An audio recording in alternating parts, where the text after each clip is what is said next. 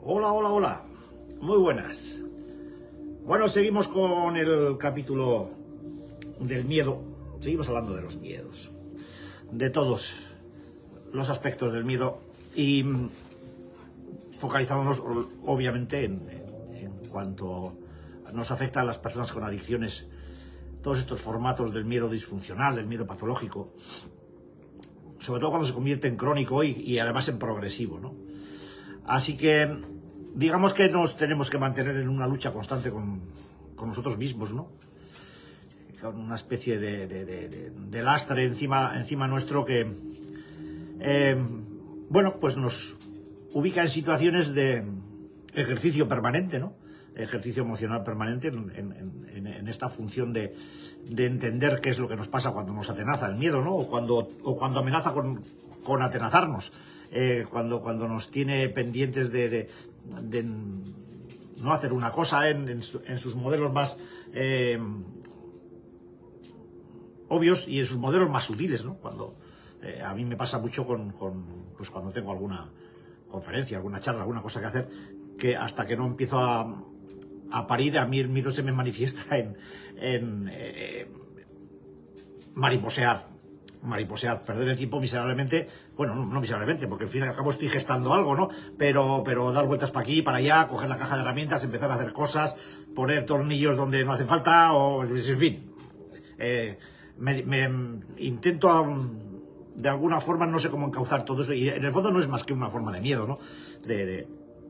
Miedo a que no me salga la idea, miedo a no darle forma, y estoy pues unos días dando en un estado de inquietud y además de bastante mal humor, ¿no? Con lo cual, pues bueno, los que están cerca mío, pues cuando saben que estoy pariendo algo ya saben. Vamos, que las alteraciones se manifiestan, ¿no? En fin, de darle cabida a ese lado temeroso, al sentido temeroso, que, como decía, pues lo que hace es avisarnos de cosas que no están funcionando bien. Así que o corremos el riesgo de hacerle caso al sentido temeroso, o haremos que su voz se manifieste con mucha más fuerza en situaciones en las que pues probablemente nos vaya a dejar con el culo al aire, ¿no? Porque una cosa es que se manifieste con las pequeñas cosas y otra es que nos atrape en un momento, pues digamos, inoportuno. Porque pueden incluso llegar a aparecer pues los ataques de pánico, ¿no? Más allá de las fobias leves, los ataques de pánico, y hablamos ya de un cuadro mucho más intenso y dramático que agrava el miedo hasta la desesperación, ¿no? Y esto lo tenemos que tener muy en cuenta, ¿no? Porque vivir con ese miedo permanente a la catástrofe y con ese toque de desesperación, cuidado con lo que es. Cuidado. Yo cuando hablo del miedo, hablo de este miedo. Este es el miedo que se instaló en mí cuando era crío. Toda mi reclusión interior, todo mi proceso de aislamiento tiene que ver con no escucharlo, con no asistir a ese miedo, y con los intentos permanentes de suprimirlo como fuera. Y lo que conseguí con eso fue que el miedo creciera hasta convertirse en patológico y en ataques de pánico o fobias. Saltándome por encima de estos, los dichos y el refranero, ¿no? Con cosas como el miedo no es tonto. Mirad, el sentido temeroso, el sentido del miedo que todos tenemos, suele ser una parte oculta. Una parte oculta y sobresaltada, ¿no? Siempre en un sin vivir, ¿no?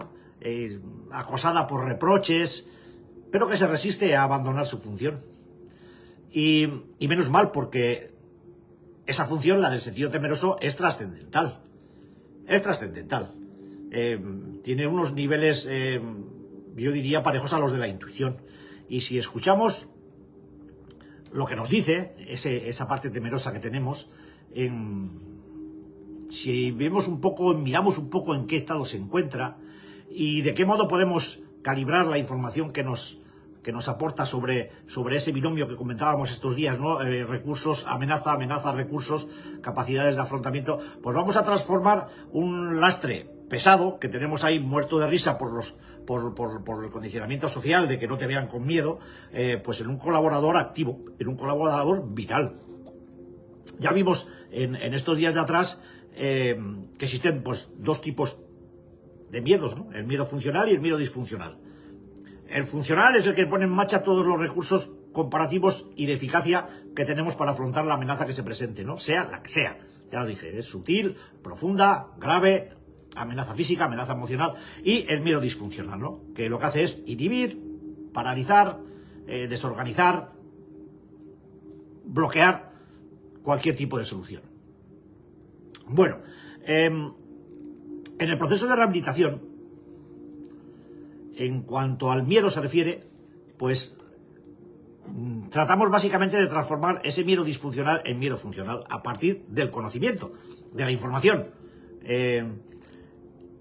y del conocimiento en base a lo enunciado en las 3 fases anteriores, que eran pues la percepción de la amenaza, la respuesta del miedo ante esa amenaza, de nuestro sentido, de nuestra emoción de miedo, y la reacción interior hacia el miedo experimentado. Esto ya lo vimos, ¿no? Entonces, la funcionalidad o no del miedo va a depender principalmente de la última fase, ¿no? De cómo reaccionamos nosotros interiormente ante el miedo, ¿no? Si la respuesta es inadecuada, se pone en marcha el círculo que agrava el miedo. El sentido temeroso que tenemos se siente entonces, pues, mal, no escuchado. Y lo que hace es intensificar el miedo para que se le escuche. Y va reforzando las reacciones interiores inadecuadas. Y eso lo que hace es agravar más el miedo. Entonces, la importancia de las reacciones internas se puede entender gráficamente, poniendo pues por el caso de una persona que se tiene que presentar a una oposición, a un examen, sabiendo que si no aprueba, pues en casa le van a caer las del pulpo, ¿no? Que todo el mundo se lo va a recriminar y le van a poner en evidencia y le van a decir esto y lo otro. Obviamente esa persona se encuentra con 2 problemas: el examen y el posible castigo que le espera si no lo supera, en cuanto a reproches o incluso a castigos. Si es un chaval joven, pues que está en el cole o lo que sea, ¿no? A lo mejor lo castigan sin salir durante un par de trienios, yo qué sé. En realidad, más que el examen, lo que le produce miedo, pues obviamente, si está estructurado, son las consecuencias de no superarlo, es decir, el castigo. Lo que da miedo es el castigo. El examen es una circunstancia que puede conllevar un castigo. Y el lado temeroso le está diciendo que cuidado, que mira lo que te viene, ¿no? Y por otro lado, pues nos encontramos con una persona que se enfrenta a ese mismo examen, a esa misma oposición, con los mismos o parecidos conocimientos que el anterior, pero sabiendo que si no lo aprueba, pues no va a pasar nada grave, no, que se va a encontrar con un entorno pues reparador, comprensivo. Lógicamente la diferencia de la manera en la que cada una de estas 2 personas se puede enfrentar a la oposición, al examen, pues será probablemente la que marque los resultados del mismo. Igual conocimiento, uno con la amenaza del castigo pendiendo sobre él, y el otro con sabiendo que, bueno, que pueda afrontarlo con una tranquilidad en cuanto a que en su entorno pues no va a haber ningún tipo de consecuencia, o no se percibe ninguna consecuencia ni nada amenazante que pueda perturbar su estudio o su concentración ante el examen. Es decir, ante un mismo examen, pues 2 actitudes diferentes ante un posible resultado negativo del mismo. La una da una cierta tranquilidad y la otra pues da miedo. Y esto es algo que sucede, nos pasa desde críos, ¿no? Por eso me refiero al miedo con esa intensidad, porque yo lo percibía muy claro, ¿no? Es el trato que nos dan nuestros padres, nuestros amigos, nuestros hermanos, nuestros tíos, nuestra familia, lo que hace que cuando llegamos a jóvenes o adultos nuestras reacciones sean las que son.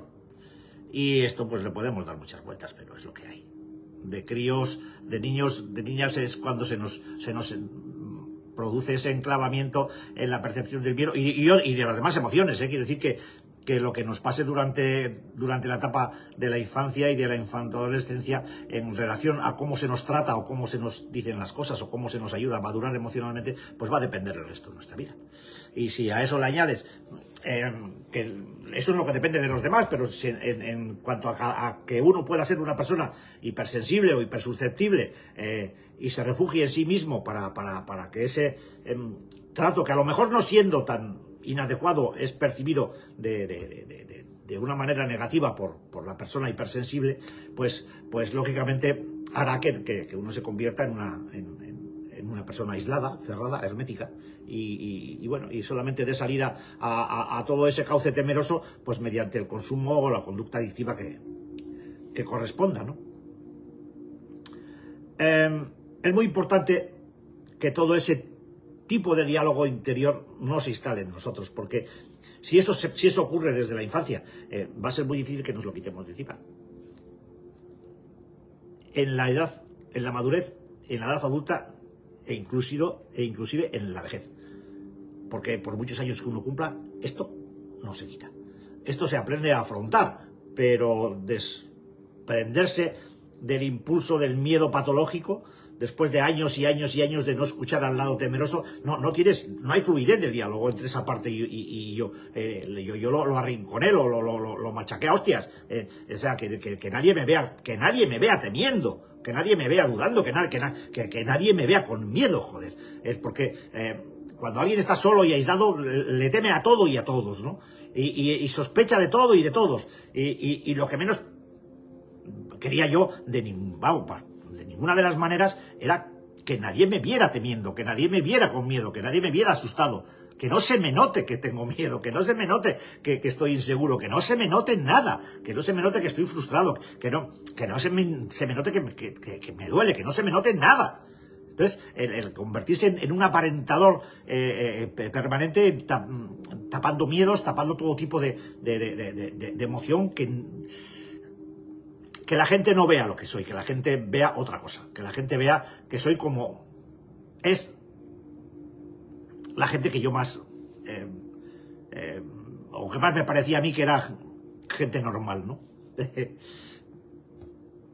Desgraciadamente, o bueno, afortunadamente existe en nosotros una especie de evaluador interno que reacciona sí o sí ante lo que sentimos y ante lo que hacemos. Y el cabrón no pregunta. Es una naturaleza que tiene que ver con el carácter y que puede producir en nosotros pues reacciones de diferentes padres y madres, desde las más inadecuadas a las más sabias y prudentes que uno pueda pensar. Tanto es así que la relación que mantengamos entre ese evaluador interno que tenemos y nosotros como personas evaluadas, pues eso es mi relación entre el evaluador y yo como evaluado. Ahí es donde se forja el futuro psicológico de alguien, ¿no? Así que puede ser tanto una fragua curativa que ayude a resolver problemas del día a día, como una fábrica de sufrimiento y de enfermedad, que ha sido mi parte. En realidad, este evaluador interno es el que lleva a la práctica la reacción tercera de la cadena del miedo antes planteada, es decir, la reacción interior al miedo experimentado. Lo vamos enlazando, ¿verdad? Así que una reacción interior adecuada es aquella que escucha y que respeta el sentido temeroso. Es decir, que te pone en alerta y pones atención a esa alerta, ¿no? Que reconoce que en su resistencia ante lo que dice el lado temeroso se está poniendo de manifiesto un desequilibrio o un posible desequilibrio entre, o mejor dicho, que al escuchar al sentido temeroso se pone de manifiesto un posible desequilibrio entre la amenaza y los recursos que uno cuenta para afrontarla. Y si la reacción es adecuada, se le da la atención debida a ese aviso. De manera que el lado temeroso ve reforzada su función de centinela y se ve motivado a en sucesivas ocasiones ejercer su papel de avisador, ¿no? de centinela, de alerta. Y es preciso saber escuchar mejor dicho, quiero decir que el hecho de escuchar y de respetar al sentido temeroso en ningún caso significa hacer lo que está proponiendo, lo que estoy diciendo, ¿no? Escucharlo quiere decir escucharlo. Escucharlo quiere decir reconocer y tratar de entender los avisos que envía de la mejor manera posible, independientemente de que me gusten o no me gusten, o de que vaya a hacer lo que percibo que me está avisando, que me está diciendo el lado temeroso.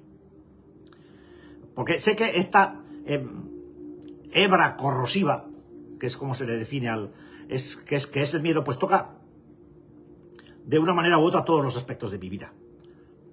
No es nada sorprendente. Una existencia en la que pues no me he confiado a nada ni a nadie, incluyéndome a mí mismo, pues tiene que estar necesariamente dominada por el miedo. Ya lo he explicado en multitud de ocasiones. Yo me daba miedo a mí mismo. Y a veces todavía me lo doy. Porque sigo en el momento, el saber atender al lado temeroso en el momento correcto, en la situación oportuna, y tiene que ver a veces como, y me perdonen los ludópatas, como una especie de lotería, ¿no? ¿Por qué? Pues porque no he hecho de esa relación entre mi avisador, mi lado temeroso y yo, pues una relación fluida, correcta. Entonces, hay veces que escucho, pues estilo compadre, ¿no? Que escucho, pues bueno, ya está aquí dando por culo, ¿no? Y ya está aquí jodiéndome, no sé qué, ahora, pues bueno, esto me da miedo. ¿Por qué me da miedo esto? No quiero pensar en por qué me da miedo esto. ¿Y por qué no? Porque sé que si lo pongo en el papel, si lo objetivizo, pues puede ser ridículo que sienta esa cosa. Y a veces, después de machacar tanto las emociones como las he machacado, pues prefiero que se desmanden a reprimirlas. Pero ese tampoco es el camino. Desde luego con el miedo no, porque lo que puede estar en juego cuando te avisa el miedo es algo que puede ser peligroso para ti, ¿no? Para mí, ¿no? Entonces, tengo que tener claro que esta hebra se fue asentando en mí desde muy crío, y que el hecho de que ahora en determinadas situaciones tenga miedo, no porque en algunas ocasiones todavía se presente el aviso del lado temeroso y se presente el miedo, pues no tiene por qué ser un problema. Lo único que tengo que hacer es mirarlo. Mirar a mi miedo no significa que me tenga que bloquear. Hoy día tengo ya algunos recursos más que antes y puedo reaccionar ante ese miedo, ¿no? Y puedo superarlo. Puedo calibrar cuáles son mis capacidades de afrontamiento, o si las tengo o no las tengo. Y en cualquier caso, pues salir por patas o escapar de la situación de una manera airosa, ¿no? Porque a veces, pues bueno, pues uno ya tiene los suficientes años como para darle un capotazo a determinadas situaciones y decir, oye, mira, que ahí te quedas, ¿no? Que no quiero seguir con esto. De modo que, pues antes que nada, conviene que me aclare sobre qué coño quiero hacer con respecto al miedo. Y después que entienda cuál es el mayor problema con respecto a él. Porque ya hemos visto que no todos los miedos son malos. De hecho, no lo son. De hecho, son parte natural de la vida humana. De hecho, son necesarios para sobrevivir y para que en muchas ocasiones pues uno pueda actuar con un poquito de prudencia y de sentido común. Eso que está tan de moda en la política. El sentido común, que es el menos común de los sentidos, dicen. En fin, ¿qué será eso del sentido común? El que todos tenemos, común. Todo el mundo tiene sentido común. En fin, que no estoy hablando de eso. Bien, el problema está en el miedo patológico. El miedo patológico que surge en lugares o en circunstancias inoportunas o equivocadas. Y es entonces cuando puede presentarse como un cuadro extremadamente destructivo. Porque me roba oportunidades y porque pone el control de mi vida en manos de otros. Si a mí me atenaza el miedo ante una amenaza que es inoportuna o equivocada, cualquiera puede manipular la situación y ponerme a mí en un compromiso, ¿no? Así que la manera práctica de afrontar esta situación, para mí, es hacer una tabla de miedos. Como lo es para el resentimiento, hacer una tabla de resentimientos. Y como lo es, pues para la vida, pues hacer una psicobiografía, ¿no? Es decir, hay que hacer un inventario del miedo. Un inventario que conste una tabla de miedos que conste de 4 columnas. En la que, pues, imaginaros una cuartilla de papel, una cuartilla, una A4, una cuartilla, con 4 columnas. En la de la izquierda, en la primera columna, pues pondré como título, le tengo miedo a, o me da miedo lo que sea, ¿vale? Y puedo ir enumerando los miedos que tengo, los más así que más pues en el mío, los reptiles. O afrontar determinadas situaciones de vida en las que tengo que hacer una gestión en una entidad pública, en fin, cosas que me molestan enormemente, pero es que esa molestia no es más que una de las máscaras del miedo, ¿no? De no afrontar la situación con un mínimo de templanza. Bueno, pues en la columna de la izquierda voy poniendo los miedos que tengo. ¿Cuántos? Los que tenga. Y si se me ocurre alguno más, pues también. Más vale que sobre que no que falte.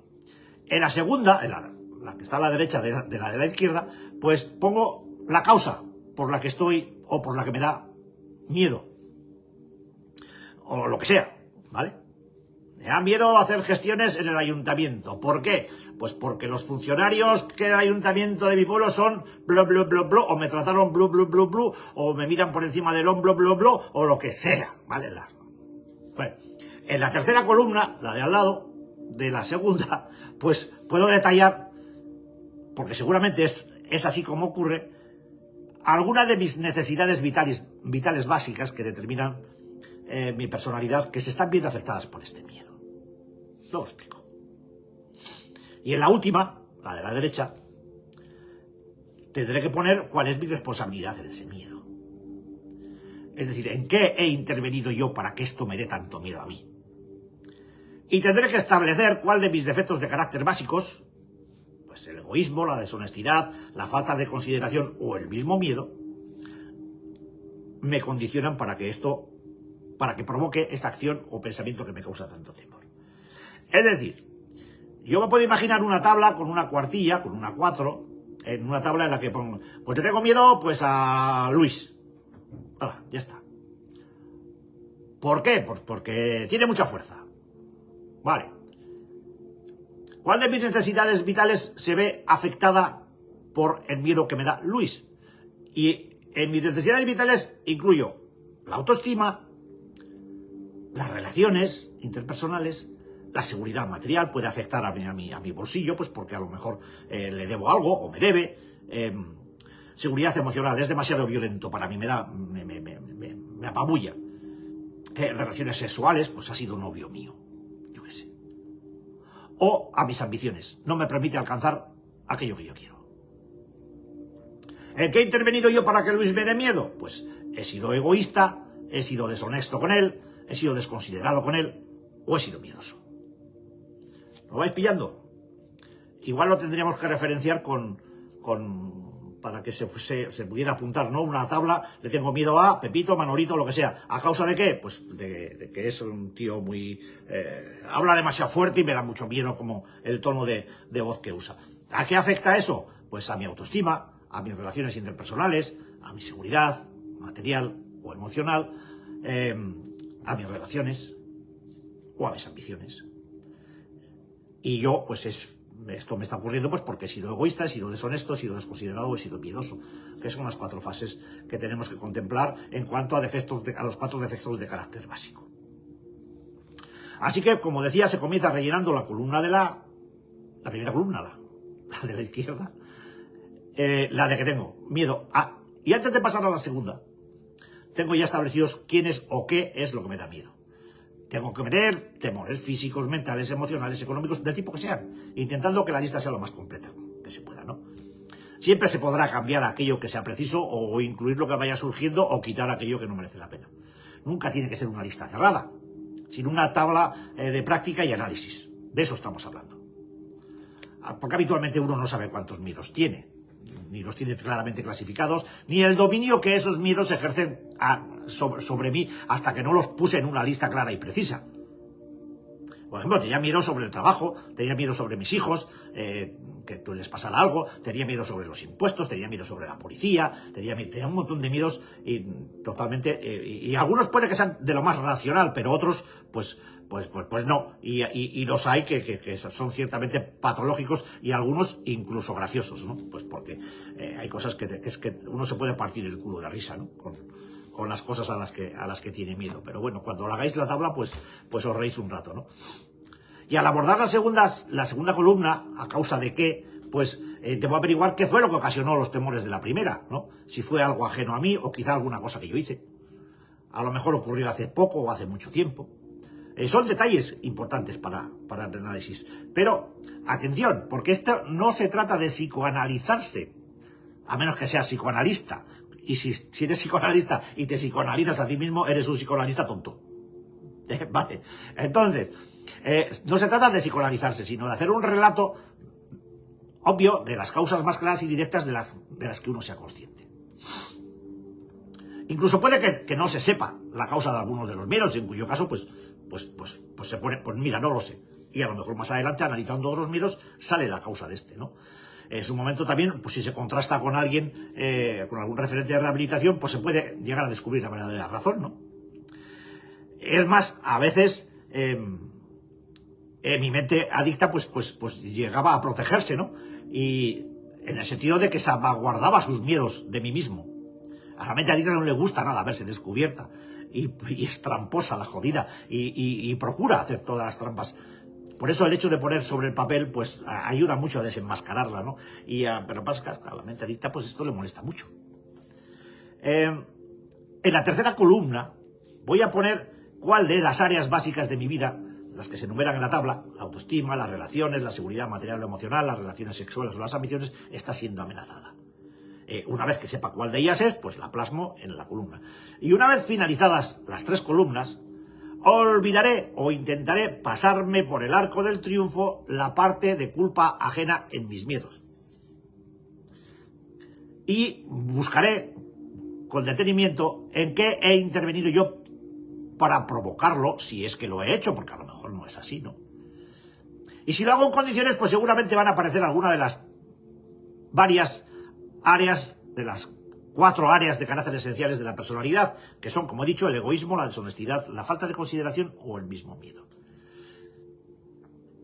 Que son estas 4 perlas, fundamentalmente las que más miedo provocan cuando se ven afectadas.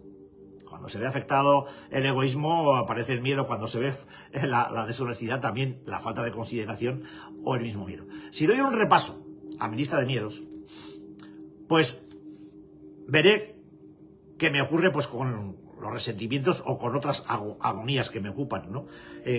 Pues que ni son tan enormes, ni son tan amenazantes, ni son tan poderosos como cuando se encuentran dentro de mi mente. El hecho de plasmarlos en un papel, pues hace que algunos se vuelvan verdaderamente ridículos e insignificantes. Tanto es así que muchos de ellos, por el simple hecho de sacarlos de mi cabeza y ponerlos a la luz, pues prácticamente desaparecen. Y desde luego merece la pena particularmente prestar atención a lo que se haya escrito en la tercera columna, ya que cuantas más veces se repita alguna de las áreas básicas de vida, la autoestima, el orgullo, las relaciones personales, la seguridad material y emocional, las relaciones sexuales y las ambiciones, pues más temor tiene uno con respecto a ellas. Y más de cerca habrá que examinarlas para poder superar el miedo que provocan. Otro tanto sucede con la lista de la 4ª columna. Cuantas más aparezcan, pues más fuerte hay que trabajar con eso.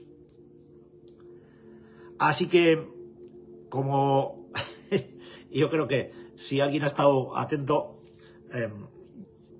ya tiene trabajo más que suficiente, pues diría que como solución al miedo, una vez estudiado los resortes con detenimiento, pues yo lo que pude ver es cuántos de ellos se iniciaron en mis propios pensamientos y en mi forma de comportarme, ¿no? Y esto solo quiere decir que si cambio mi manera de pensar y mis acciones, pues me voy a deshacer probablemente de la fuente que genera la mayor parte de mis miedos. Es que normalmente pues reside en mí y en mis inseguridades, ¿no? Y que si no lo modifico, pues voy a seguir funcionando como siempre. De manera que los miedos van a seguir regresando una y otra vez, a pesar de elaborar un inventario espléndido de miedos y de causas.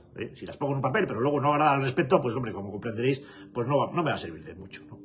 Es decir, que si no hago un cambio profundo en cuanto a ellos, nuevos temores ocuparán su lugar. Y sin acción, como en el resto del trabajo de rehabilitación, no hay solución, colegas. Así que espero que os haya servido esto del del miedo. Y mañana, que es viernes, pues hablaremos de otra cosa. De momento el miedo lo dejamos aquí. A ver si os vale. Ojalá, eso espero. Hasta mañanita, guapos y guapas.